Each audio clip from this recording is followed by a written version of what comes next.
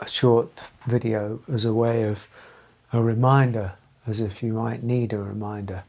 Maybe you don't, maybe, I'm not sure. This one is called Tenderness as a Contemplation, Softening as the Meditation. I made a video quite some time ago about how, particularly on the spiritual journey, but also on the emotional journey, we feel called so often to take a sledgehammer to ourselves, to take a hammer and attempt to smash the problem, beat it, fight with it until it surrenders. Because almost as though that's the way we've been trained somehow. And so I know that in this work that I do with Amodhama and the whole of the teaching is rooted in a kind of tenderness and a kind of softening. Not the sledgehammer approach, not the rigid way of being, and neither mollycoddling, neither just, there, whatever. But it's our capacity to soften into how we feel, to soften the rigidity of our approach to ourselves and what we feel and what we're experiencing. Because softening and tenderness tends to make us more porous, and that porous allows the energy to flow because it opens. It's an opening energy. You can feel it, tenderness. When we stop associating it with indulgent, emotional kind of ideas or language or beliefs, and we just sort of feel something about it without thinking too much about it, we come to feel that tenderness and softening all do this. They all go like this. They all somehow open. Whereas, the rigidity, the mental approach in many ways, the I've got a problem here and I've got to apply the mind, the rigid mind, the knowing mind, the methodology, I've got to sort it out, the practice-oriented, the left brain in many ways, way of solving it. And that does apply many times, and that's a very useful functionality when we're looking into things in the way of inquiry. Again, though, really, it still needs to be held in a tenderness and a softness. But this that I'm inviting here, just on this video, is not that. It's not really the inquiring, got to get this resolved somehow, because it just doesn't work with who we are and a lot of the defendedness that we carry. A lot of the problems, a lot of the anxieties, a lot of the stresses, a lot of the angers that we carry are not resolved or entered into by taking that kind of sledgehammer-like approach. Whereas if we consider tenderness as the contemplation and softening as the meditation, then by and by, us and it, the awareness and the issue or the problem or the experience tend to start melting into each other. Yes, the river starts flowing again. in fact, which is pretty much what I'm talking about, is the river needs to flow again. Sometimes we need to cathart that river, that blockage, so that the river flows again. And that can be quite volatile and histrionic or dramatic or hot, but sometimes a simple softening into it, without bringing too much mind to it. More heart than mind. How about that? That's a better way of thinking about it even, is to soften. When I discovered the capacity of reaching times in my life where I was like, I can't handle this, or I can't handle myself, or I don't want that, and I don't want this, and that shouldn't be the case, and everything. It's like, whoa, whoa, whoa, whoa, whoa, whoa.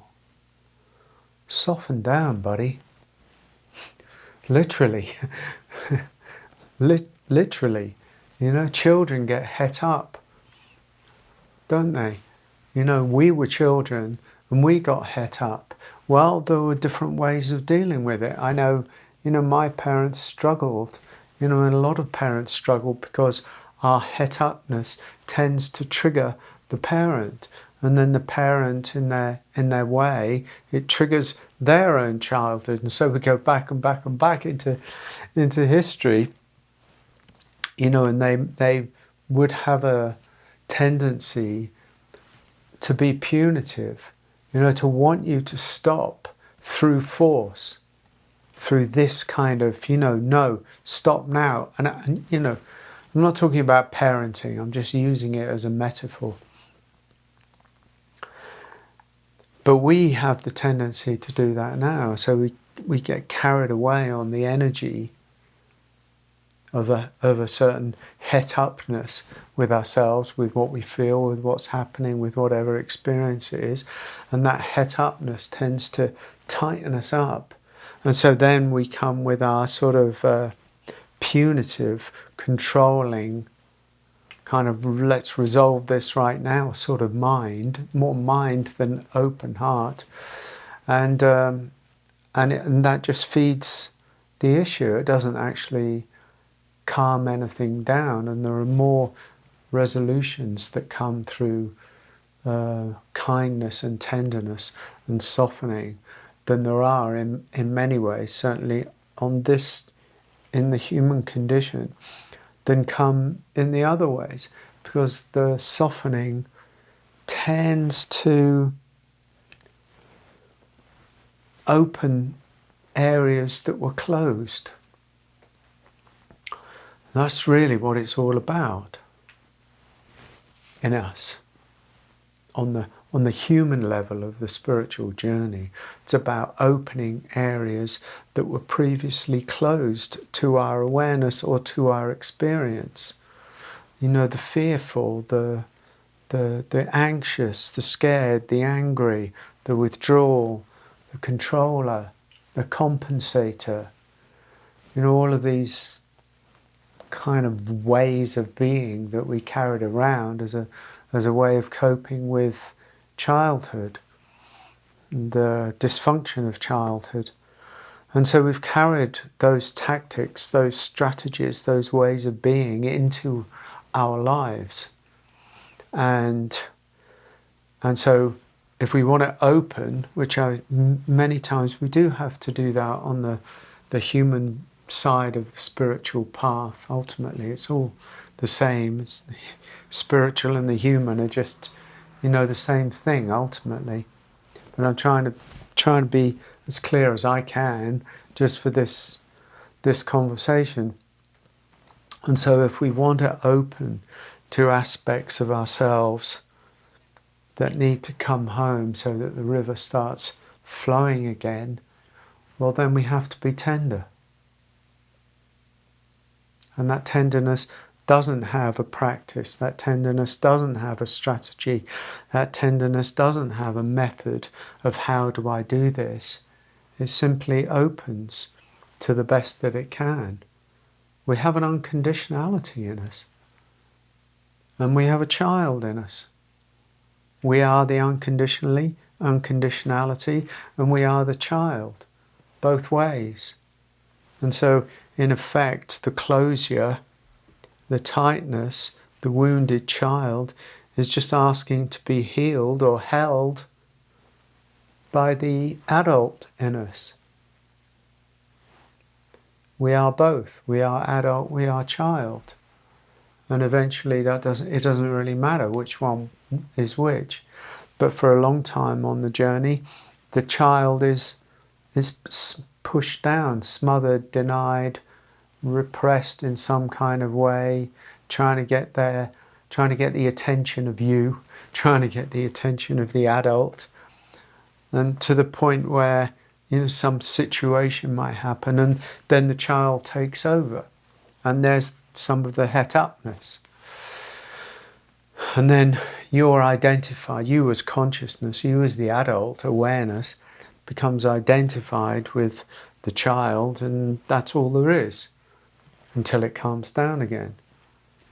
So to take almost preemptive conscious action is what I'm really talking about in this video, to know consciously and to feel and to be aware of consciously your capacity for tenderness, your capacity for softness, not as methods to get you anywhere, but as ways of being with yourself and with others. Others and yourself are the same at the end of the day. How we are with ourselves is ultimately how we are with others. Because as Ramana Maharshi said, there are no others.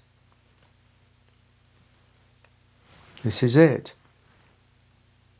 As I am with myself, so I am with what appear to be others in the world.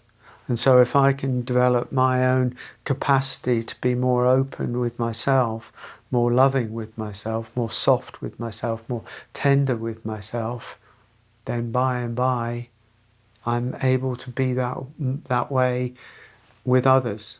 Not in a way that is weak, but in a way that is present, in a way that is very strong in many ways. So tenderness as a contemplation, softening as a meditation. Bless you.